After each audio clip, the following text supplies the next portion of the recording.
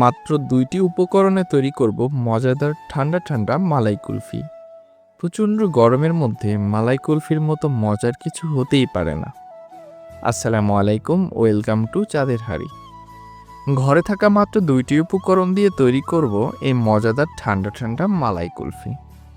এগুলো খেতে এত মজা হয়েছে, আপনারা যদি একবার তৈরি করেন আপনারা আর কখনো কোনো দোকান থেকে কোনো আইসক্রিম কিনে খাবেন না। আর যখনই এগুলো তৈরি করবেন একটু বেশি পরিমাণের তৈরি করতে হবে, কারণ ছোট থেকে বড় সবাই খুব পছন্দ করে খাবে। তো প্রথমেই একটা রাইস কুকারে নিয়ে নিচ্ছি ১ লিটার ফুল ক্রিম লিকুইড দুধ। আমি এই দুধটাকে আগে থেকেই জ্বালিয়ে রেখেছি এবং ১ লিটার দুধ জ্বালিয়ে ৩ ভাগের ১ ভাগ হয়ে গিয়েছে। দুধটা জ্বালানোর সময় মনে রাখবেন কিছুতেই যেন দুধের উপরের সরটা না জমে। একটা খুন্তির সাহায্য অনবরত দুধটা নাড়তে থাকতে হবে। সবসময় চেষ্টা করবেন মালাই কুলফি তৈরির জন্য ফুল ফ্যাট যুক্ত লিকুইড দুধ নেওয়ার, তাহলেই কিন্তু মালাই কুলফিগুলো খেতে অনেক বেশি মজা হবে।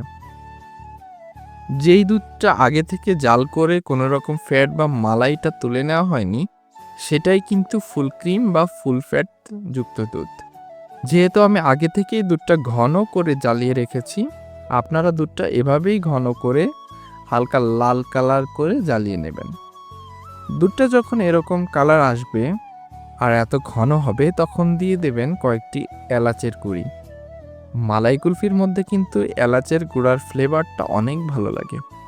আমার তো মনে হয় এলাচের গুঁড়ি ছাড়া মালাই কুলফি একদম মজা হয় না। দুধটা কিন্তু আর ঘন করা যাবে না। এবার মিষ্টির জন্য আমি এখানে দিয়ে দিব 1/2 কাপ কনডেন্স মিল্ক। আপনারা চাইলে চিনিও দিতে পারেন, কিন্তু চিনি থেকে এক্সট্রা যে পরিমাণ পানি বের হবে সেটার জন্য দুধটা পাতলা হয়ে যেতে পারে। সেক্ষেত্রে আপনারা দুধটা আবার জ্বালিয়ে ঘন করে নেবেন। এগুলো সুন্দরভাবে মিশিয়ে নিলাম। এখন মালাইপুরের জন্য মিশ্রণটি একদম রেডি। আমি রাইস কুকারটি অফ করে দেব, ঠান্ডা হওয়ার জন্য মিশ্রণটিকে রেখে দেব। যেহেতু মটকা মালাই কুলফি, তাই এগুলো জমানোর জন্য আমি এরকম ছোট ছোট কিউট মাটির মটকা নিয়েছি। এবার মটকাগুলোর মধ্যে আমি মালাই কুলফির মিশ্রণটি নিয়ে নিচ্ছি। আপনারা চাইলে কুলফি মোল্ড বা আইসক্রিমের মোল্ড এগুলো সেট করতে পারেন। শেষে আমি মটকাগুলো ফয়েল পেপার দিয়ে ঢেকে দেব। এবার এগুলোকে আমি ডিপ ফ্রিজে রেখে দেব সারা রাতের জন্য। পরের দিন দেখুন কত চমৎকার কালার হয়েছে এবং কতটা লোভনীয় লাগছে।